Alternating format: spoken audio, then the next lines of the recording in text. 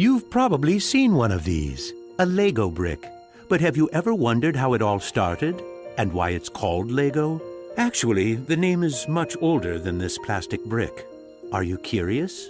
Let me tell you how it all began. Many years ago, there was a skilled and hard-working carpenter named Ole Kirk Christensen. Ole was a respected carpenter with his own company, but times were hard, so he didn't have much money and had to dismiss his last worker.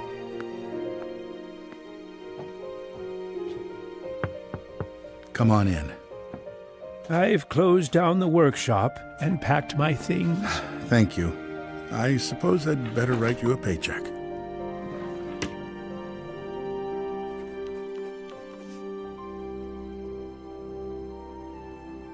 Take care.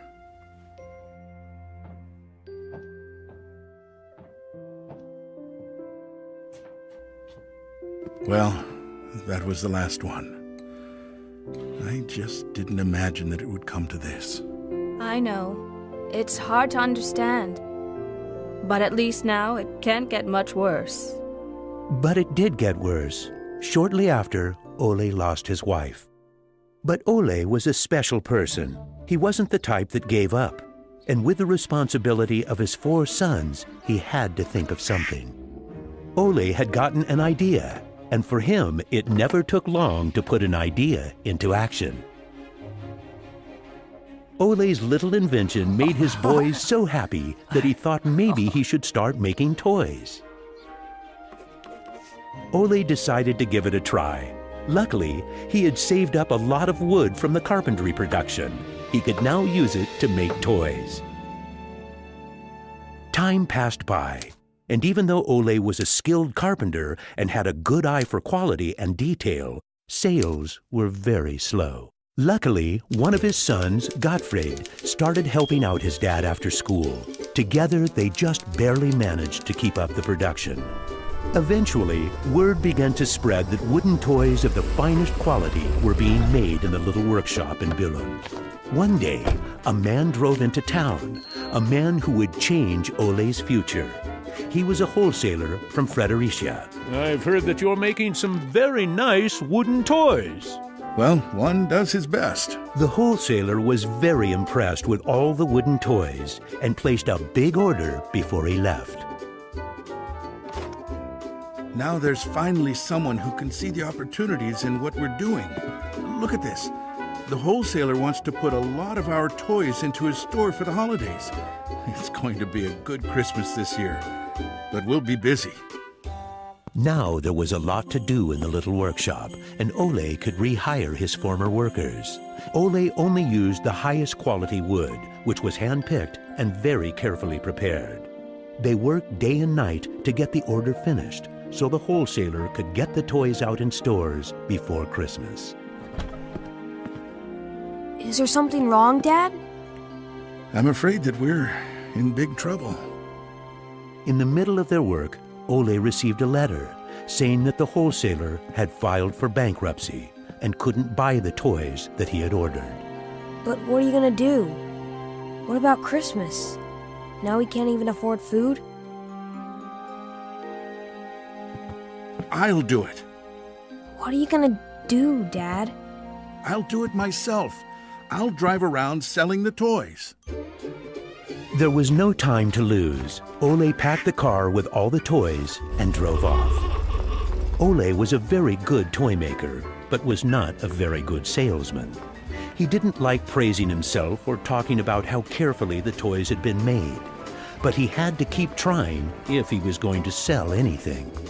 This is going to be a blast. Is there anything you're interested in? It looks exciting, but I don't have a lot of money right now. Maybe we could trade and call it even. Well, I would prefer money, but... In the end, he succeeded in selling all the toys. He didn't receive as much money as he had hoped, but the family managed, and they had plenty of food for Christmas. Time passed by, but the toys didn't sell as quickly as they had expected. Ole thought perhaps the company needed a good name. What should it be? It has to be a short word. I want it to convey playing well. In Danish, playing well is called leg godt. What should it be? What should it be? Yeah, if only I could get some sort of a sign.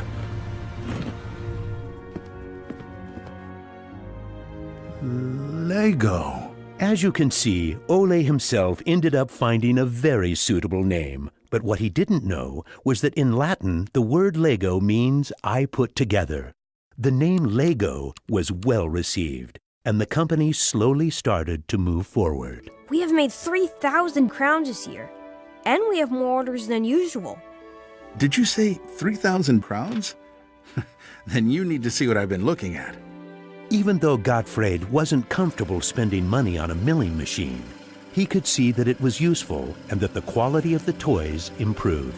Could you finish the last batch and get it ready for shipping? I will. Dad, I've saved a lot of money for the company today. Really? How? I figured we could save money in the lacquer, so I only coated the ducks twice instead of 3 times. You what? Unfortunately, Gottfried's idea didn't go over well with Ole. Ole made Gottfried unpack all the ducks himself, give them the last layer of lacquer, and bring them back to the train station. Ole believed in high quality and not cheating his customers. When Gottfried returned, Ole explained that that wasn't the way to create a good brand. This little lesson opened Gottfried's eyes to the fact that every detail matters, and only the best is good enough. In the late 1930s, Lego was making a profit. Even when the Second World War broke out, they tried to make the best out of a difficult time. It seemed nothing could go wrong. But a stormy night in 1942 changed their luck.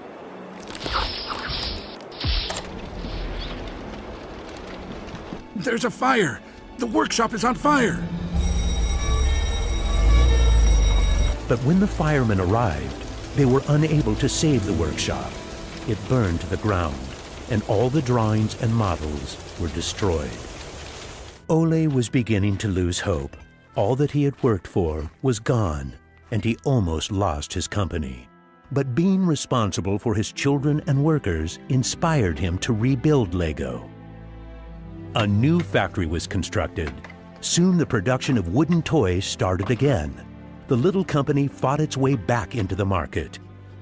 Gradually, the Lego factory began to run smoothly, and Ole started looking for new challenges. One day, he went to Copenhagen to look at a new machine that had just arrived in Denmark. It was a plastic molding machine, and Ole was very excited about it. Should we buy it? It sure is a good bargain, and it will give us a lot of opportunities. Well, it does sound interesting, but it is a lot of money. I'll take that as a yes.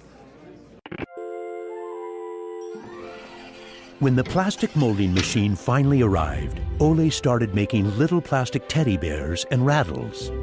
But he still had the plastic bricks that he had received at the fair. There was something about them that he couldn't stop thinking about. And even though no one else could see the potential in them, Ole decided to redesign and put them into production. But it was when Lego first launched the Gray Ferguson tractor that the plastic toys became a success. Unfortunately, the sales were dropping during the summer, and the company had too many toys in stock. This can't be right. Of course our products can be sold the whole year, not only for Christmas. Gottfried decided that he would go out and sell the toys himself. Gottfried brought his wife Edith as company and moral support.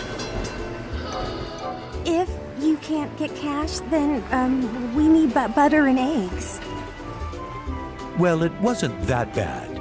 Gottfried was a success in his trip around the country, which helped Lego to get out of its financial crisis. They reached home just in time for Ole's birthday party. Ole turned 60, and the whole family was gathered to celebrate with him. Well, I guess it was a long trip around the country. Hey, I got an idea. Listen.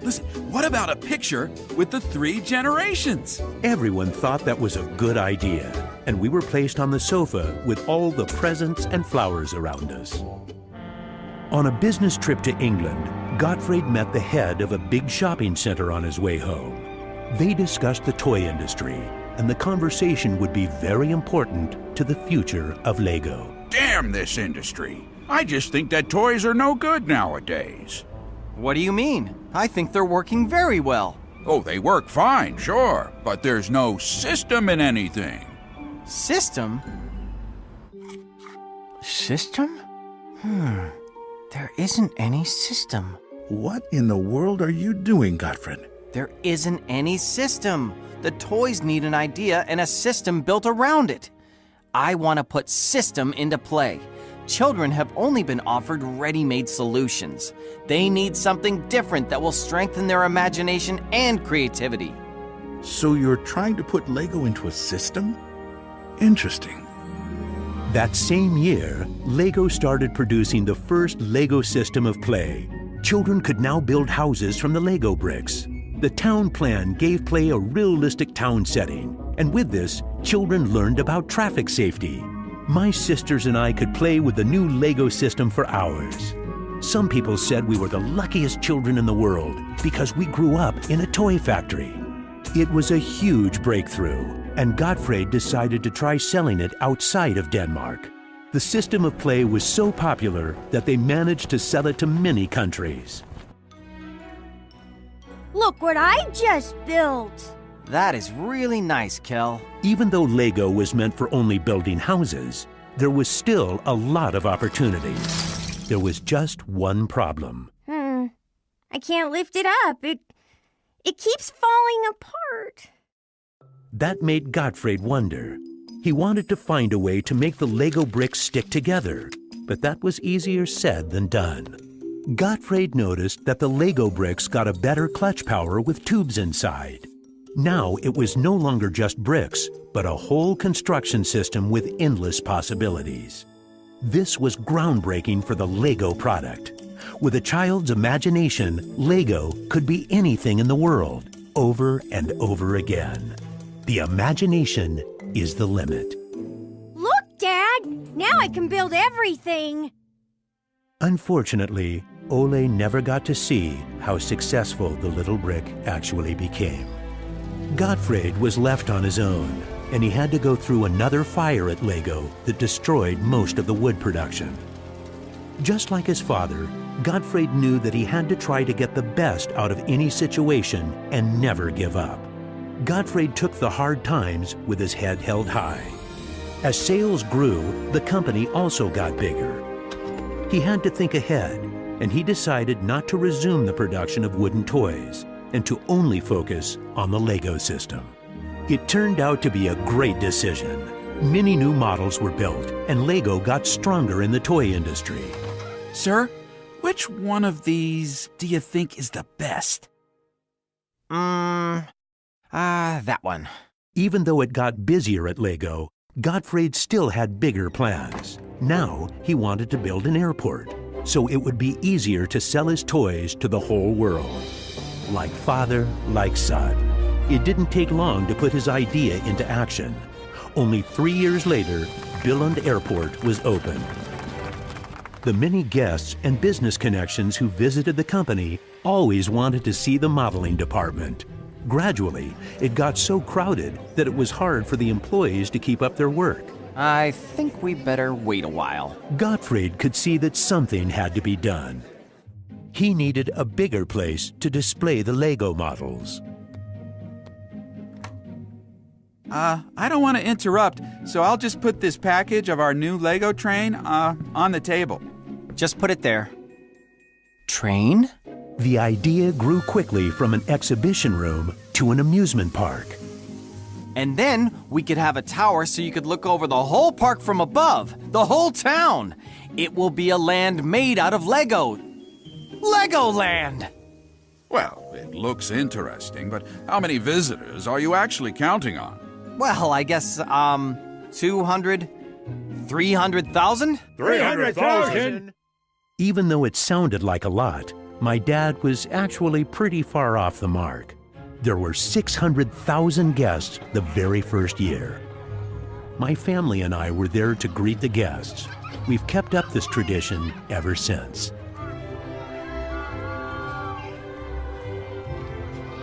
Now you know how it all began. Lego wouldn't be what it is today if it hadn't been for my grandfather's sense of quality and search for perfection. My father firmly believed in the endless possibilities of the Lego system.